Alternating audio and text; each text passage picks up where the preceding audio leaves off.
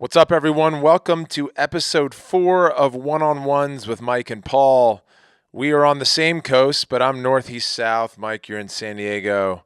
I'm in Portland. I want to kick off this episode by just offering our heartfelt condolences, thoughts, and prayers to the Robinson family on the tragic loss of Callum and Jake, and just share a few thoughts.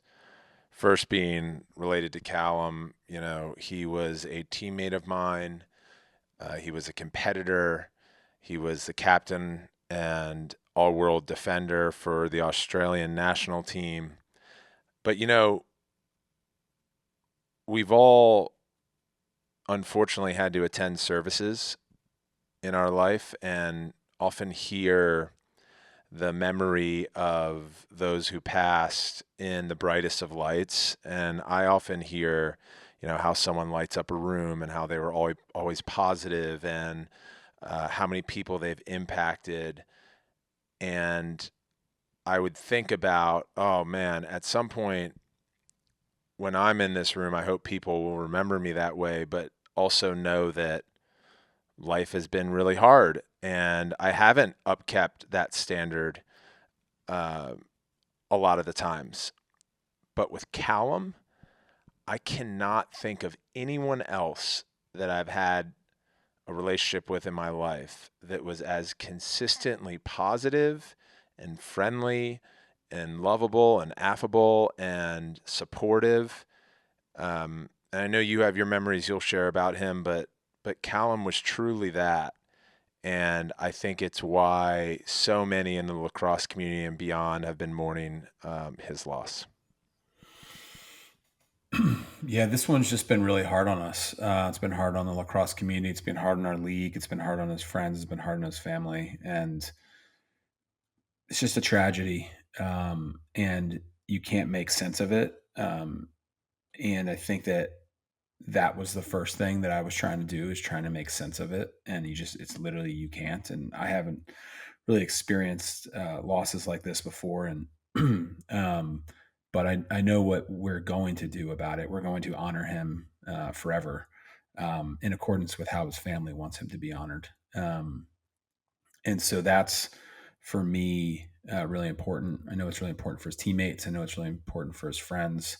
So it's really important for you. I think Callum, you know, he was just a great human being, and I think that he truly lived his life with an immense amount of positivity and just gratitude, and then also he had this sort of gravitas about him that you just felt like everything was okay when you were around him.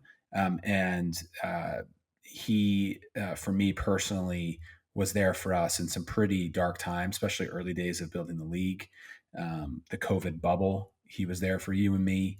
And he truly was, as a friend and not just a player. And I'll just miss his energy and his spirit. But I know that you and I, and a lot of his former colleagues and his friends, former teammates, and his family are going to make sure that he's never forgotten. And we're going to be doing that at the league. Yeah.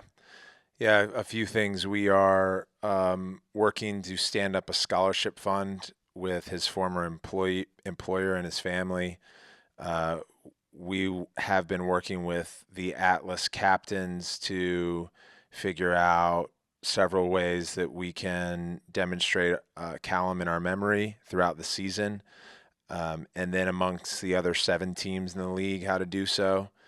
And then for our annual PLL Assist golf outing, we've been in discussions around doing that in memory of Callum as well. So we're always thinking about you, brother, and we'll take a quick break.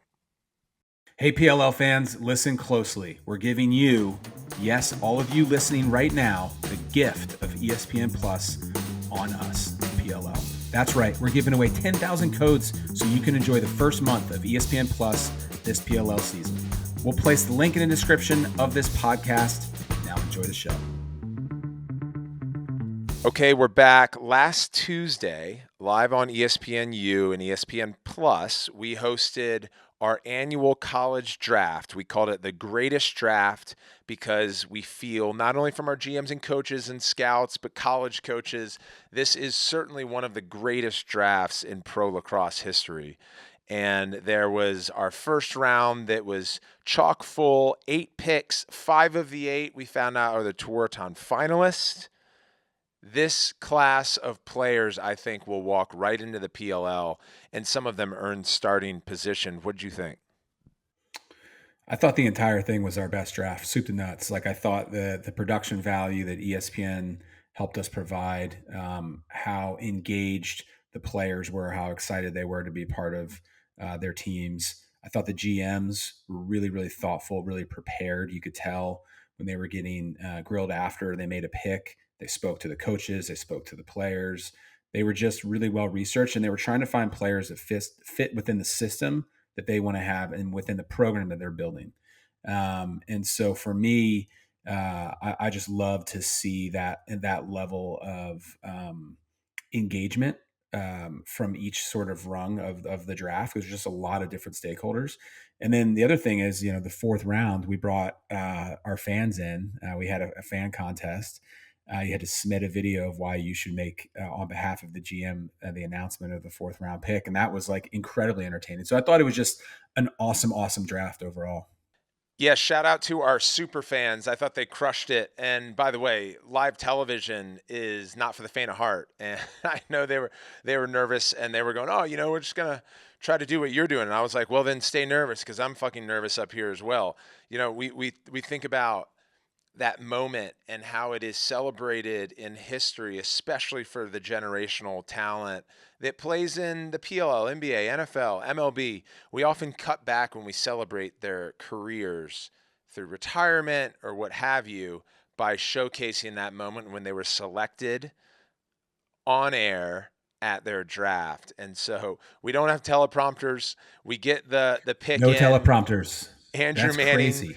Andrew Manning types it out, the position, the school, and then I've got to think, with the second overall pick in the 2024 PLL College Draft, the team, which, by the way, I'm listening to the commentary that's going on the prior pick, so sometimes my mind's going, wait, who's fucking up?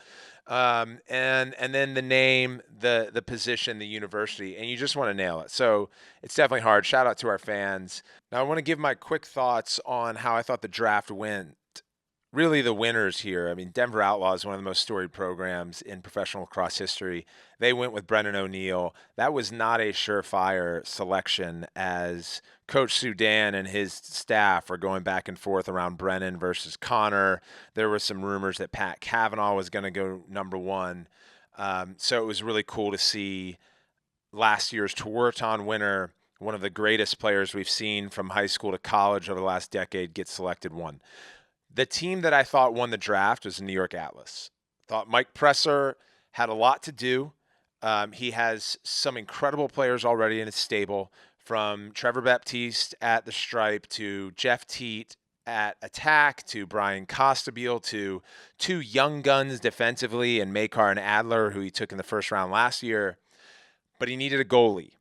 He started with Connor Schellenberger, played his cards right, got Liam Entenmann, who I think is one of the best goalies we've seen since Tillman Johnson. I think he could have the impact that Blaze Reardon has had professionally and internationally. And he was further along collegiately from a save standpoint from a championships than Blaze. Jake Stevens, who the Atlas selected in the second round 10, I thought he was the steal of the draft. One of the best two-way middies I've seen in some time. He's going to be the next Zach Courier. And then their last pick was in the fourth round, number 26, Tyler Carpenter, a Dookie. So long stick midfielder who Coach Presser in his former days at Duke, I'm sure will have that vibe right out of the gate. So I thought Atlas did a great job.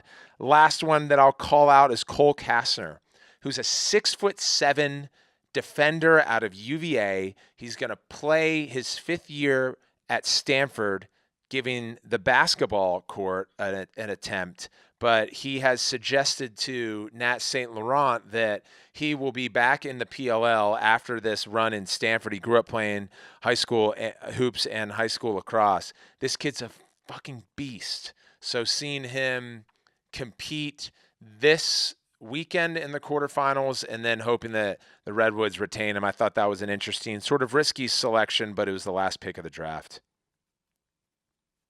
Anyone stand out to you?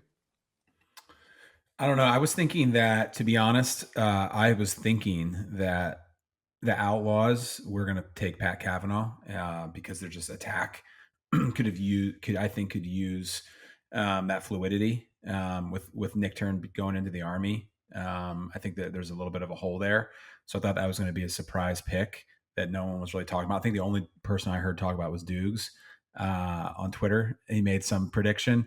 Outside of that, I thought everything else was like really strong, really thoughtful. All the GMs crushed it. The GMs, like I said, were super well researched. And that was the only honest. I thought that was going to be the surprise, and everything else was pretty sensical. Yeah, pretty cool to hear Pat McAfee say that the Kavanaugh Cannons have been born in Boston, and Pretty seeing cool. Pat now get together with his brother Matt to compete is going to be fun to watch. Pretty cool that he also said that you rigged the draft. Yeah. Did you rig the draft? No, no. I actually would have had it 1, 2, 3 if So it were up to stupid. me. O'Neill, Yeah. Kavanaugh, Schellenberger, but it was really cool to see Cav fall to 6. And I was messaging with him afterward, just being like, "Good, use that as fuel." And fantastic, you get to play with your brother. He was like, exactly, man. I would actually prioritize the latter before the former, but the former will be sort of running through my blood and through my veins come Albany week 1, where those guys potentially will be coming out of the national championship game. I know that there has been a lot on your plate over the last week and a half, but I do want to call out, similarly to how we felt Notre Dame Duke final last year, Notre Dame winning was a lot of momentum that we were able to continue on into our opening weekend in Albany and hit that number of 782,000 peak viewers on ABC when we started last year's season. Looking at the quarterfinals this year, Duke, Maryland, Notre Dame, Georgetown, Denver, Syracuse, Virginia, Hopkins, the blue bloods of lacrosse, talking about like the 90s, early 2000s, maybe Sans Princeton. That is going to be an unbelievable rating to see these teams go at it this weekend. So we have 2 on Saturday, 2 on Sunday. Let's go through it, Mike. Maybe just fast picks for you, and I'll give some just ahead of it, and we'll keep score on for next week's pod. Notre Dame, Georgetown, first quarterfinal matchup. Notre Dame, no question. Too strong right now. Tons of momentum. Yeah, I'm going to go Notre Dame as well. Though their only loss of the season was Georgetown. I think the selection committee kind of threw that curveball intentionally. Duke versus Maryland. This one's a tricky one. I'm gonna go. I would love to see Brennan O'Neill win his national championship. Right, that would be fantastic for him. I think that Maryland is sneaky, and so I'm gonna go Maryland. Wow. All right, this is going to be the first one that we pick opposites. I'm going with Duke. I think Brennan O'Neill's got to be on a mission, and the biggest player, the number 1 pick's got to show up in big games. This is a historic NCAA tournament matchup, though. I can't wait to watch that. Denver, Syracuse. This was the most difficult pick for me. What do you got? I'm going Cuse. I think they're rolling. I think that Gary Gate, big time coach, he'll get his players ready, and Spillane is looking great. They're looking fast. They're looking like a brand new Syracuse team. I love what he's done to overturn that, and I think they're playoff ready. Yeah, Will Mark was a big discussion during the draft. A lot of people thought he could have actually been a first rounder, definitely a second rounder goalie for Syracuse. I think he's leading the nation, or he's a top in the nation in total saves. But that's mostly because he sees a lot of rubber. So if Syracuse's defense plays well, got to give a shout out to young Billy Dwan, the son of my former coach at Johns Hopkins BD. He's had a fantastic. His hands are so smooth. I'm going to go with Syracuse. Final matchup, Virginia Hopkins, also a historic tournament matchup. This is a tough one. I mean, I I think well, Virginia did Virginia lose the last 5 games in the regular season, something Yep. like that, 4 or 5 games. Yeah, something like that. They Um, were on a skid and then they they're responded on a against St. skid and they Joe's. responded. I think Hopkins is just looking really gritty. They feel that. I think last week was a test for them, right? Like Lehigh played them really tight.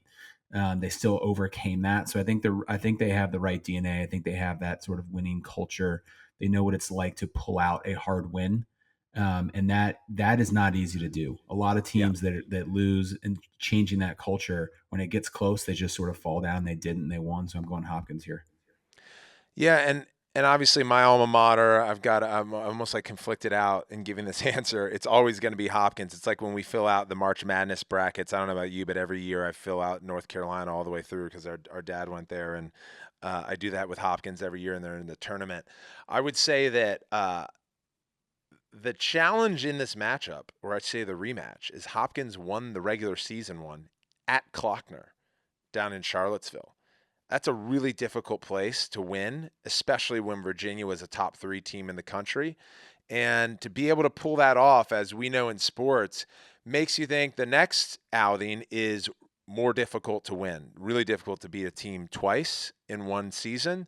Almost impossible to beat them 3 times, which is what makes some of these matchups fun to watch. It's like a gauntlet. They've all played each other. One loss is really difficult to predict, but I'm certainly going to go with my boys at Homewood Field, the Johns Hopkins Blue Jays. I got a question for you. I was hoping we were going to see Army or Navy this far.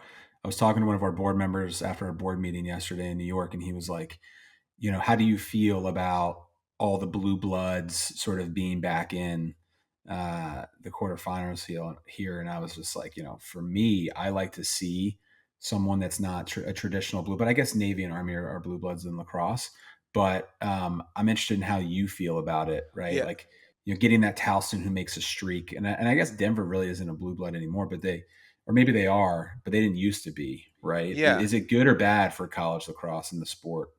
I mean, we've always, I guess, in the quarterfinals, right? I guess we'll find out how this one nets out, because if you have Georgetown and Denver pass through, then there you go.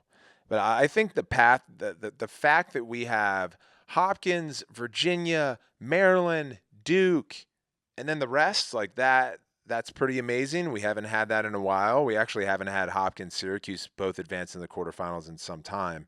And when I was growing up playing, I think Syracuse had some 25-year streak of making it to Final Fours. And Hopkins was the number 1 team in the country heading into the tournament for 5 consecutive years. To your call out, Navy is definitely one of the more historic teams in lacrosse. They won loads of championships in the mid 1900s. And they've always had a really talented team. When I was a senior in high school, my former teammate Billy Looney was a freshman at Navy, and I saw him score a goal in the national championship game on ESPN against Syracuse, Mikey Powell's Syracuse, and his face go on screen, just feeling so much pride and connection in seeing that happen. Army would be great to be in the quarterfinals, and Coach Alberici has done a fantastic job with that program. The last one I'll call out is Towson. I remember when they were in the Final Four in the early 2000s. They had one of the great face-off players, at least in the modern game, and they almost stole one but got knocked out. So we'll see how this one goes.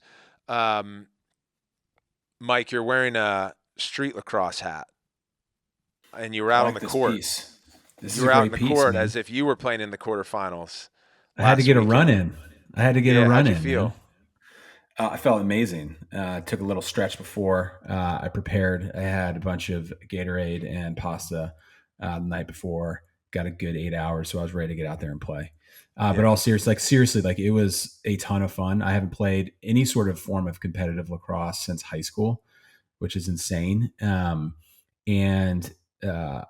the game that we've created with street lacrosse is meant for someone who either plays a lot, like when we saw our pros play, or someone that hasn't played in 20 years, like me, right? And so the fact that I could kind of hang in there, throw no look pass to Piper Bond, uh, even though it was a terrible pass and he caught it, it was. And that's the whole point of street lacrosse. It was just like it felt accepting, it felt easy to play, it lowered the barrier. Like if I was putting on a helmet and gloves and my cleats, I would have been like nervous. I just Yeah. rolled out there with a mini, grabbed a tennis ball, and was like moving around, right? And Yeah. Josiah, slap checked my hand, and we kind of got after it. It was great. He didn't even come Yeah. off the Yeah. court. Yeah, neither did Jeffrey Wright, who I think was the MVP of the entire day. But I think you nailed it, right? Like we do a lot of investment into youth lacrosse, both boys and girls, and coaching through our PLL Play platform. And we often think about lowering the barrier to enter, accessibility being a critical piece.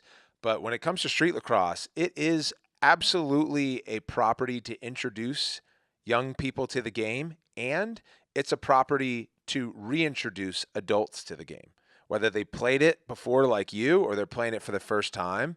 And that's what I loved about this past weekend is the open runs where we had the pros, we had Harlem lacrosse, Bronx lacrosse players integrated into the roster. We had some investors like Joe Ty and Andrew McKenna, and then we had an Academy Award nominating Best Actor Jeffrey Wright score the game winner. It was just really cool. We had our friends from Whirlpool. I saw Ross from Whirlpool, one of our new partners, get out there, and there's a picture of him like getting down and trying to throw a poke check on like Joe Ty. It was incredible, Yeah. and that's the whole point of it. Is that it's just lowering the barrier for everyone, no matter what skill level you are or when you last played. Yeah, Lacrosse is and for everyone, and we're just building this as a new property, and we want to continue to bring it to new cities. yeah, having a ton of fun, creating a great vibe. Shout out to Zeddy Will and the Waffle Crew in New York City, which are famous subway dancers who did some intermissions. We are looking to do another 2 to 3 in the next, X amount of months, more to come. We're working with our partners, and I want to give a shout out to J. Crew. Mike already mentioned UBS.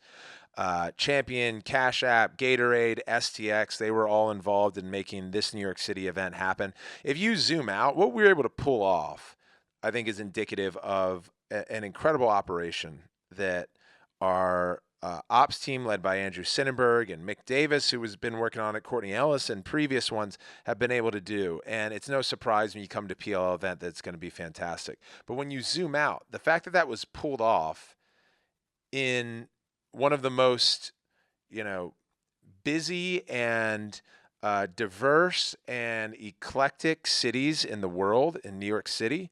Also, one of the most expensive and permit restricting. That was pretty cool. Um, you'll see some more highlights coming out. I know we're doing a collab post with J. Crew at some point. Shout out to the creative director there, Brendan Babenzian. He was once creative director of Supreme. He built the Noah brand for those emerging designing fans out there. Now he's CD at J. Crew. He also grew up playing lacrosse in Long Island. He's a homie, and it was really great hanging with him. Brendan, you should have gotten out there, though. I know you intentionally wore your loafers because you're a vibe, but also to, avoid playing. But you're going to be forced to play next time, and I will be the one who's making you play. All right. You mentioned some of the folks that were playing street lacrosse with you. You mentioned a slap check on your hand from Joe Ty. We were with Joe yesterday morning for our board meeting. Yeah. I wanted to ask you because a lot of that stuff that we discuss is confidential, proprietary. What goes through your mind? What's sort of the process as the company's CEO and getting prepared for the board meeting and making sure that we execute it well? Yeah, it's a good question, man. I think that the first thing, giving shout outs to our team that helps us prepare really strong board materials. And I say that because the better the board materials can be through each business unit that we're presenting, you try to present them 3 days, 72 hours, worst case, 48 hours to the board, the better the discussion will be, because then you can really position the discussion around strategy, right? So, and strategy can be anything from growth opportunities to problem areas to things that we really need help on. And so what I've kind of gotten to a place on is really trying to work with the team, especially our strategy team, Christian and Lily, putting together, and they do great work, putting together a really formative, strong deck that tells the story. So we don't have to go through each business unit, and we use the areas that we need to for that strategy discussion. And we try to have a thesis around those topics, the meaty strategy topics. But I try to go in there, lower my ego, and just be like, this is what we think, but we want your opinion around this. Because, hopefully that's what a good board can do, is make introductions, help you create relationships, help build the commercial enterprise, and give you really good strategy, right? In addition to into capital. So for me, that's kind of like how I've tried to position the board meetings, and I thought they're pretty productive. I Yeah. thought you told me this one was pretty productive. I mean, when you're in it, right? I'm in it. I'm running the meeting. I'm trying to keep time. I only have 2 hours. Some people Yeah. are in the room. Some people are remote. There's text messages. There's Slacks. There's like running the presentation. It's just like your hair's on. I'm glad I don't have hair, but my hair's on fire for 2 hours straight, right? So I'm kind of like in it, and then I zoom out, and I'm like, oh, that kind of happened. Yeah. But it's great. I'm glad. I feel Yeah. fortunate that I could be in that room, man. Yeah, we have a great board. So Joe, we have Doc O'Connor, we have Mike Levine, both, one former partner at CAA now is the one of the co-founders of Arctos, and Doc, he was the CEO of MSG for a little bit, and then Vino now runs sports and helped build sports at CAA with Howie Newchow. We have Erica Nardini, who brings a content hat and a commerce hat. We have Mike Kearns from Churnin, who's like all around business startup. We have Blair Ford out of Rain, and Rob Petroforte, Colin Neville, Brett Jefferson. I'm trying to think if I'm missing anyone else, Mike. No, Did you I hit nail it. everyone? You You hit it. always Yeah, tell me no, not to do that because you're going to yeah, forget someone, and then it's just everyone's going to not be worth living. it. But Yeah, yeah, but you we got it got it. right. It's like fine. But with that, The point is, it's a strong board, and it's they're well. The helpful. point is, yeah, the And point is not only strong but highly intelligent, and they each have unique areas of expertise, which is why, to your point around trying to get everything in 2 hours, we could easily not. Um, and I think it's important to highlight how well you keep that board meeting moving. All right, last thing I wanted to ask you about is you actually hosted a panel at the Sportico conference in LA, which you're usually a panelist, but hosting was one I think that was unique for you, and also perhaps you were calling back on now these podcast chops that you're developing as a host. But you were asked to put together a panel of experts around why sports as an asset class is becoming more investable. How did that go for you? moderating a panel is way harder than being a panelist. So, the fact that you're moderating most of our podcasts, it's way harder than what I have to do.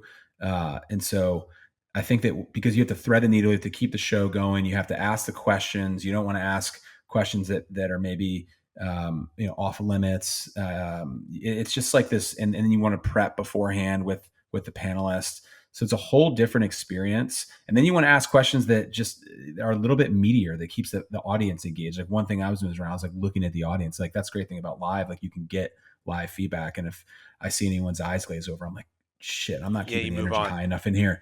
Right. Good So point. for me, it was like, it was incredible. I thought I did all right. I thought I did pretty well. I prepared hard as shit for it. Yeah. Because it was a real panel, right? You had Tucker Kane, Chief Strategy Officer of Fanatics. You have Mark Zhu, EVP of Strategy and Corp Dev at Endeavor, TKO, which owns WWE and UFC. And then I had Parag Manthri, who's the VP President and SVP of Operations and New Business at the 49ers Enterprises. These are like real hitters. And Yeah. so not only did I want to be impressive, but also like hold my own. And so for me, I think, it was a great panel. I learned stuff, but it was also able to, show that we can be a thought leader at the big stage with those guys as well.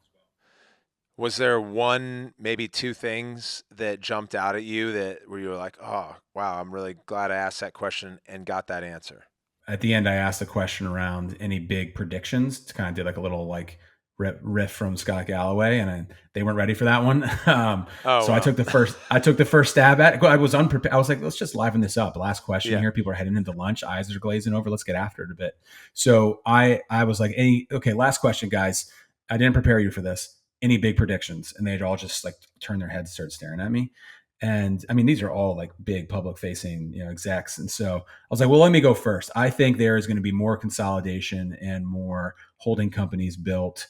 You're just going to see a movement around sports assets, right? So you're going to see more monumentals. You're going to see more Fenways. You see what Ryan Smith, we talked about what he's done. He just bought the NHL team. He has Utah Jazz. He has the MLS team, his NWSL team. You're going to start to see the Cronkies regionalization in a heavier way because sports is the only this is what I said, is like sports is the only asset class where you can be the landlord, own the tenants, and the tenants get more valuable. Like if you're just a landlord in commercial real estate, if your tenants get more valuable, they just leave or they take down more space, right? If you own a real estate, then you can flow through all these different tenants at different nights. Not only can you create greater occupancy, but the tenants hopefully become more valuable, right? So that wasn't like an insanely bold prediction, but I just think you're going to see more aggregation. I think it's harder when they're not in one region. So I think you're going to see it regionalized. And then, I thought Prague had a good one. His best piece that he said was, because we were really talking about scaling an organization using data and information, and how do you use 9 billion different data points to get smarter, like from Fanatics perspective. And so we're getting really quantitative and talking about using AI to leverage information faster, make better marketing tactics and strategies to serve fans what they actually want. And Parag had this interesting piece around being head of business for 49ers. He was like, listen, part of being a fan is romantic as well. Like I can't over data these people too much, because like some of it's like the wins and the losses and going to the games and experiencing great concessions or bad weather. And like there's something romantic that like we have to deal with when building a brand and serving these fans that isn't over data. And so I thought that was an interesting piece of feedback that I wasn't expecting to hear, but it's part of building a brand, right? Especially Yeah. when you're a legacy brand like the 49ers. Yeah, it's being in touch with their feelings too, which is a composition of experience and guttural, but also listening. And I think about the WWE, a lot of their storylines comes from listening to their fans, but they also understand the boos are just as important as the cheers. And then it's something that we used to talk about with Scott Stuber, who was the former chief film officer at Netflix, who'd say that like, hey, he tries to spend his weeks, sort of walking coffee shops and going to pubs and like going where the viewers on Netflix are, sporting events and getting a feel for the vibe. That's romance to me in our industry. I love hearing that. So before we transition to questions, you had a big week too, man. Yeah. Announcement of the way of the Oh, champion. That in yeah, there. yeah. There you go. You're Got a all couple over it. chapters. Got a few chapters about you in there. There's one of my favorite chapters. I don't really get to talk about it much. Is called Mixing Family and Business, and I talk about, one of our early groups that we pitched to invest in the PLL asked for a reference check from our parents, because there's a reason why people say don't mix family and business or don't talk about politics at the dinner table. And I recognize why that is true. And then I also recognize all of the supercharged value that you get out of working with your brother, and loyalty and commitment and knowing each other and knowing each other's strengths and weaknesses and how you can sort of use that to your advantage. So you're referenced in there quite a bit. The week was busy. I did a lot of press. Fortunate to be able to say that, and grateful to be able to say that. My publisher, Penguin Random House, was leading the way. To be honest, I'm grateful that I can exhale now and focus on training camp.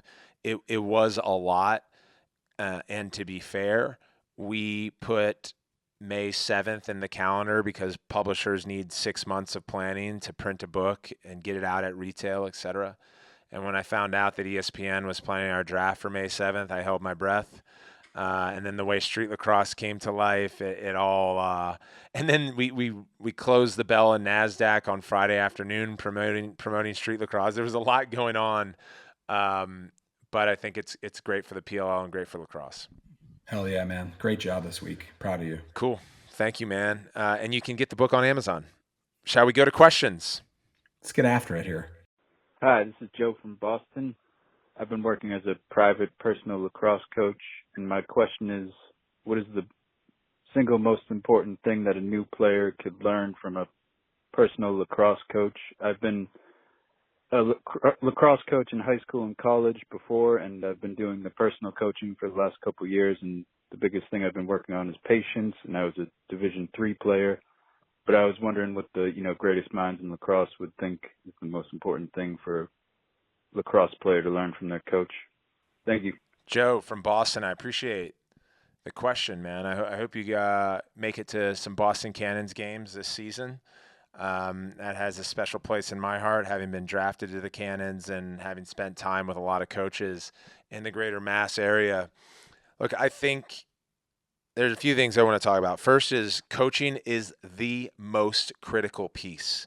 When we talk about participation growth and viewership and all these different revenue streams that are tied to what Mike and I do, what it all boils down to is having coaches and great coaches, and not just at the pro level, but the youth level. And here's why. There's a Titleist Performance Institute study that I had access to about 10 years ago when we were building Rabel events. And it said that kids stop playing sports for one or more of three reasons. The first is that it's too difficult. So you take stickball sports like lacrosse, hockey, golf, baseball, throw those in a bucket. Take sports like soccer and basketball, which are easier to pick up because they're more singular. Here's a ball, you either throw it in a hoop, or here's a ball and you kick it in a net. So it's either too difficult. Number two is you're outsized, which, by the way, if you look at all these reclasses and, different boys and girls grow taller and stronger at different moments in their lives, there's not enough attention to that. And the last one is you're not having fun. The coach is responsible for 1 and 3. You can make it easier to play with good coaching, and you can certainly make sure the kids out there are having fun. And I think an emphasis for emerging sports like lacrosse and a responsibility for governing bodies like USA Lacrosse or governing organizations like the PLL are to be investing in coaches around America at the youth level and helping them develop their curriculum and also helping them coach young boys and girls from a fun, from an empathetic, from a patient's perspective. Now, the investment into more coaches is also backed by data that few people know. There's 23 states out of 50 that have sanctioned lacrosse to be played at the high school level. It doesn't mean that high school lacrosse isn't being played in all 50 states, but in the non-23 sanctioned, they're being self-funded through car washes or private donors. And for me, if you go back to one of the reasons why kids drop out is because they're not having fun. There's something cool about being in high school and wearing your letter jacket on Friday before your Saturday game. And you get to wear your letter jacket when that high school and that state has sanctioned the discipline that you care about. So we're trying to figure out ways to help take that number from 23 to 50. People like you are a part of it, Joe. We've got Mass, but thinking about an important state in the equation for lacrosse, one that's been emerging over the last several decades, we think it's reached a place of real relevance and participation and even skill development. And that's the great state of Washington. We've played in Seattle. They haven't sanctioned lacrosse officially at the high school level. We want to see that get done. Related to coaching, what I would say, Joe, is focus on teaching how to catch before you teach how to throw and shoot. Myself included, sometimes I skip catching because it's so natural to be like, okay, let's talk about passing. Let's talk about shooting. But the value that you get as a player from catching, by the way, a really dense, dangerous rubber ball, enables you to first be able to pass or shoot, and second, frankly, build a lot of confidence. Dave Huntley, the late Dave Huntley, told me when I asked him what makes the most skilled of skilled players, Gary Gade or John Grant Jr. or Brennan O'Neill, so much better than the rest. How are they able to throw such great fakes and shoot the ball so accurately? Dave Huntley said, you're asking the wrong question. What they can do is they can catch better than everyone else. And I thought about that. I was like, wow, they catch, and it's catching cleanly. It's like being a hooper and scoring without hitting the rim, focusing on swishing your shots. You don't want the ball rattling against the plastic of your head. So spend more time focusing on catching and catching really well. That's something that a lot of coaches miss, and hopefully that's helpful for you. Boom. I can't really follow that. You completely nailed it. All right. Let's just go to the next question. All right, second question. Hey, Paul. This is Keaton from Detroit, Michigan. Real quick question for you guys. Have you ever considered investing into a minor league or a triple A league for field lacrosse? I think we see that a lot with box lacrosse, and with the amount of talent that tends to get left out of PLL rosters, I think it'd be awesome to have a league where guys can stay sharp and develop their skills, and a direct place for coaches to kind of get those guys a good look. Also, a quick little final question. Have you ever considered Detroit for a market here for one of the weekends for PLL? Thanks, guys. Appreciate it. Mike, you want to start with this one? Yeah. Cool. Keaton from Detroit. Appreciate you, man. Thanks for the couple questions here. We've absolutely considered trying to build a minor league feeder system for the PLL. Something we talked about like year one when we had 6 teams. Now we're 8.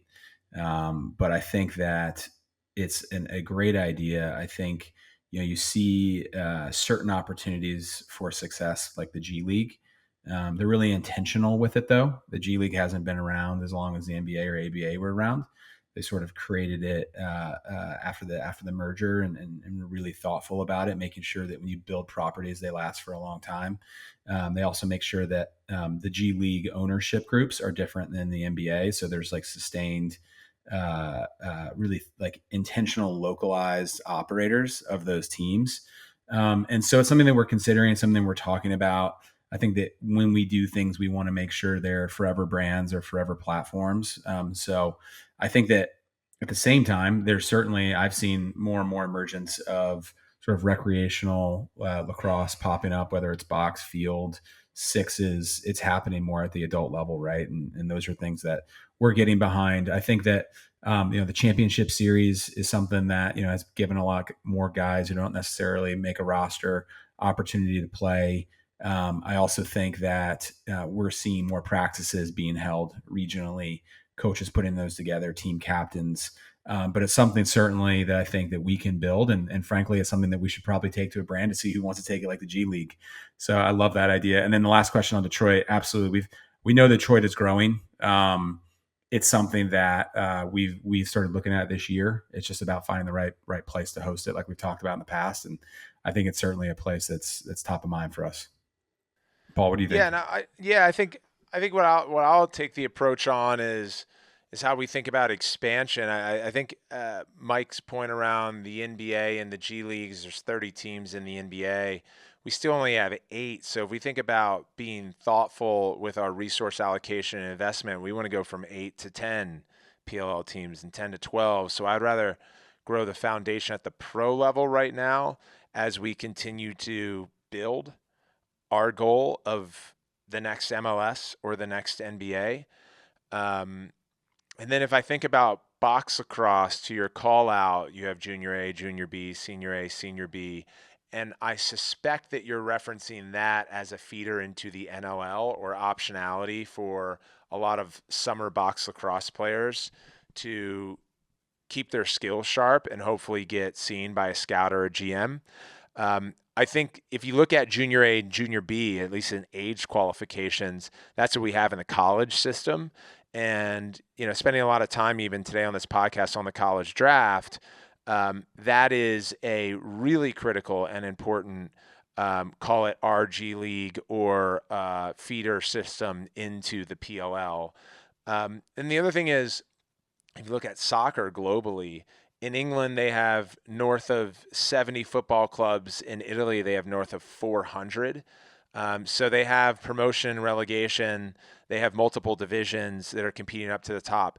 I like that system. I want to get to a place, though, first where the PLL has 12, 24, 32 teams, and then we consider building a feeder system. Boom. Next question. Last question here. Hey, this is Josh. I was just curious, is there plans to have a weekly PLL recap show, kind of like NFL Live or, NBA Countdown type of show that viewers will be able to watch on ESPN weekly in the future? Thanks, guys. Thanks for the call, Josh. The quick answer is, as of 3 weeks ago, we launched on TLN's YouTube channel our first original show called the Mitchell Pelkey Show, where their job is to do exactly what you're looking for, which is recap everything that's happening in lacrosse, from the culture of lacrosse to the game results, from youth to high school to college to pro to international. They have about a 10 to 12 episode slate, so I would look out for it weekly. They will be on site at some PLL games, and you'll see cut downs on social. So shout out to Mitchell Pelkey and the entire team there. It's being produced by a lot of our PLL producers and editors and directors, our graphics team, our content team. I've loved the show so far. The other thing is, part of the launch of one-on-ones has been to relaunch our podcast network, where we're hoping to create more shows that can be lacrosse talk specific, leveraging existing talent, whether it's at ESPN or folks like RJ and who used to run the Fast Break, for those who can recall the early days of PLL. So that is certainly top of mind. And then the last piece I would say is we have been in conversation with ESPN around what it would look like to have a studio lacrosse show.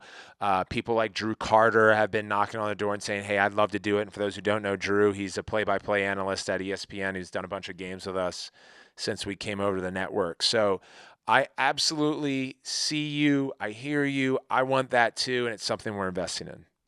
100%. We're working on it. And believe me, these types of questions are really good for Paul and I, because it sort of repops all these different opportunities at the top of our inbox. And it's just something that keeps us inspired and allows us to stay focused on these long-term opportunities. So I just appreciate the questions. Paul, you nailed it. And I think that's a wrap, man.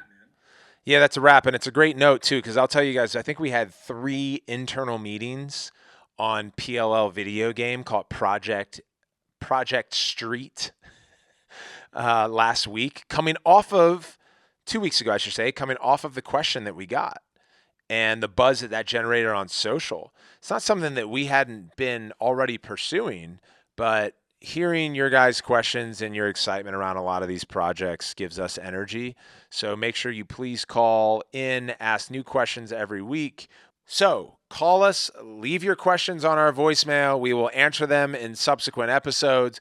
We'll keep the beginning shorter next time. We had a lot to catch up on. We hadn't talked to you guys in 2 weeks. Appreciate you all. Here's where you can leave your question. 512-910-2218. It's 512-910-2218. Thank you all again. We'll see you next week. See you guys.